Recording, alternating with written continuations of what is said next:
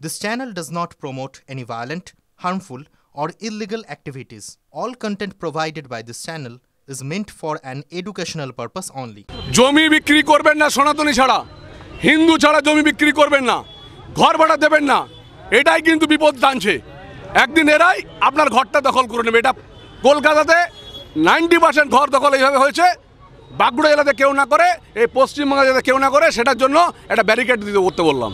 এটা গণতান্ত্রিক দেশে আপনি বলতে পারেন? নিশ্চিতভাবে যদি তারা আমাদেরকে বলতে পারে ঘর ছাড়া করে দেবো, আর আমরা কেন বলতে পারি না? আমি নিশ্চিতভাবে হিন্দুদের পক্ষে, আমি হিন্দুদের পক্ষে কথা বলবো।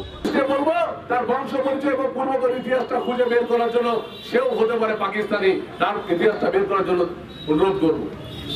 আমি অনুরোধ করব ভারতীয় জনতা পার্টির সমস্ত কর্মীদেরকে, আমি এখানে ব্যবসায়ী বৃন্দকে অনুরোধ করব যে চলুন আমরা সবাই রুখে দাঁড়াই। যারা পুলিশ কর্মী আছেন তাদেরকে অনুরোধ করব, যারা ডিএম জেলা শাসক দপ্তরে কাজ করেন, অফিসার আছেন, যারা কর্মী আছেন, সবাইকে আমার অনুরোধ থাকবে যে চলুন না, আমাদের এখানকার ছেলে মেয়েরা অন্য রাজ্যে কাজ করতে যাচ্ছে, আর এখানে এসে দালালি করে বলছি তৃণমূল কংগ্রেস করি।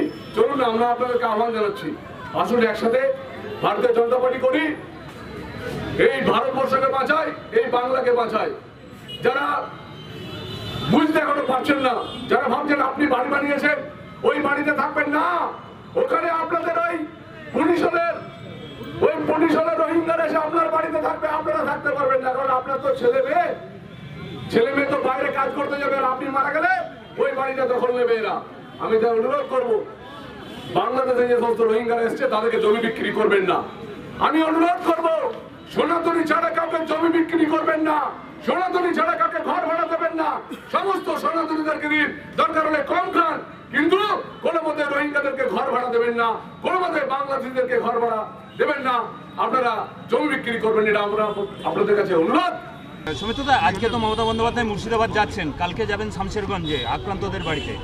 নাটক, দিদিভাই নাটক করবেন, সেই নাটকটা আবার পশ্চিমবাংলা টিভিতে দেখতে হবে, সেই নাটকটা আবার দেখতে হবে। উনি যাবেন, 247 জন যে ধরা পড়েছে, সেই 247 জন যে ওসি অ্যারেস্ট করেছে, সেই 247 জন যাতে ছাড়া পায়, তার জন্য এসপির সঙ্গে কথা বলতে যাবেন।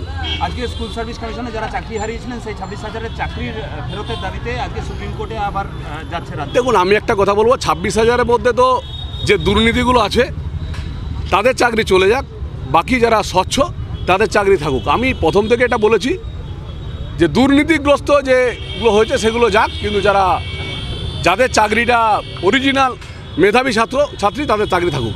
মুর্শিদাবাদের যে ঘটনা, সেই ঘটনা নিয়ে আজকে রাজ্যপাল রিপোর্ট পাঠিয়েছেন। সেই রিপোর্টে যেটা হচ্ছে রাষ্ট্রপতি শাসনের কথা ভাবতে বলা হয়। এটা আগেই করা উচিত ছিল, এটা আগেই করা উচিত ছিল। এখানে ভোট করবেন কীভাবে? যদি রোহিঙ্গারা আক্রমণ করে আপনি ভোট করবেন কী করে, এবং প্রশাসন যদি সঠিক না থাকে আপনি ভোট করবেন কী করে? এটা আগেই করা দরকার ছিল। জাফরাবাদে নতুন করে অশান্তি তৈরি হয়েছে। জাফরাবাদে হরগোবিন্দ দাসের বাড়িতে, সেখানে সিসি ক্যামেরা অফ করে, লাইট অফ করে তার বাড়ির দরজা ভাঙচুর করা হয়েছে। শুনুন, বাংলাতে সনাতনীরা সুরক্ষিত নয়, সনাতনীদেরকে ভুল বোঝানো হচ্ছে। তাই দীঘাতেও মন্দির করে বা কালচারাল সেন্টার করে নানা রকম করে ভুল বোঝানো করিয়ে হিন্দু ভোটটা ভাগ করার চেষ্টা করছে। আমি বলবো একটা কথাই, সনাতনী মা বোনেদেরকে, নিজেদেরকে স্বামীকে সঙ্গে নিয়ে ভারতীয় জনতা পার্টিকে ভোট দিন। সুজাতা মণ্ডল তো কালকে পাল্টা আপনাকে, একটা পাগলকে নিয়ে কী বলবো, 3 বার হারলো, আবার 2 বার দাঁড়াবে, আবার হারবে। ওটা কুণাল ঘোষের কথা বলে, কুণাল ঘোষ যা বলে তাই বলে, আর পাগল হয়ে গেছে, ওটা আর কিছু না। দিলীপ ঘোষের সঙ্গে আপনার যে দূরত্ব তৈরি হয়েছিল, সেই দূরত্ব কি কোথাও? আমি আবার বলছি, দিলীপ দা দীঘাতে গিয়ে ভুল করেছেন। আমি আবার বলছি, দীঘাতে যাওয়াটা উচিত হয়নি, কারণ যে রক্তমাখা হাতে সনাতনীদের হত্যা হলো 4 দিন আগে, সেই রক্তমাখা হাতের সাথে আবার হাত মেলাবো, এটা ঠিক না। দিলীপ ঘোষ কি কোথাও ব্ল্যাকমেল করছে দলকে? আমি তা জানি না, আমি এসব কিছু বলবো না, এগুলো দলের যারা উপনেতৃত্ব আছে তারা বলো, কিন্তু যাওয়াটা ভুল হয়েছে, এটা আমি পরিষ্কার বলছি। দল তো, যেটা সূত্রের খবর, দল দিলীপ ঘোষ সম্পর্কে নীরব অবস্থান নিতে বলেছে। আমি একটা কথাই বলবো, যাওয়াটা ভুল হয়েছে, বাকি আর আমি কিছু বলবো না। দিল্লি নেতৃত্ব দেখবেন যা দেখার। দিল্লি সব কিছু নজরে রাখছে। দিল্লিতে জেনে রাখবেন, ভারতীয় জনতা পার্টিতে বড় বিগ লিডাররা সময়ের সাথে সাথে সরে গেছে।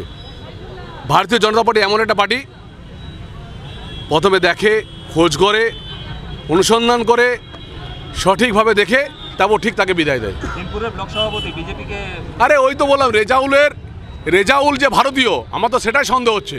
নাহলে বলে কি করে যে বিজেপিদেরকে ঘর ছাড়া করবো, তা নয়। রেজাউল মাত্র 4%, সমস্ত হিন্দুদেরকে ঘর ছাড়া করার জন্য যা বার্তা দিচ্ছে, এটা অ্যাকচুয়ালি আমার মনে হয় রেজাউলের পূর্বপুরুষরা বাংলাদেশের থেকে এসছে, কই নিয়ে মনে হয় পাকিস্তানে হতে পারে। সেটাই পুলিশকে বলবো যে আপনি তদন্ত করে দেখুন।